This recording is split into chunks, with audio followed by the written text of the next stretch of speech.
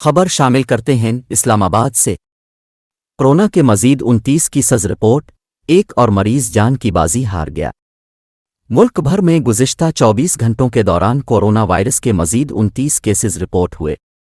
قومی ادارہ صحت NIH کے مطابق گزشتہ 24 گھنٹوں کے دوران ملک بھر میں کورونا کے رپورٹ ہونے والے مثبت کیسز کی شرح 0.89% ریکارڈ ہے۔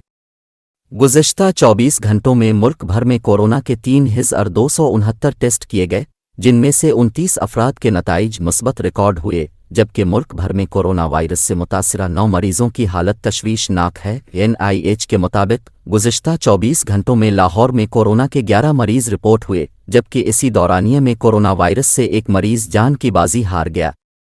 واضح رہے کہ 2 روز قبل بھی کراچی میں کورونا وائرس سے متاثرہ ایک مریض انتقال کر گیا تھا، جبکہ گزشتہ ماہ کراچی ہی میں مہلک وائرس کا شکار بننے والے 2 مریض انتقال کر گئے تھے۔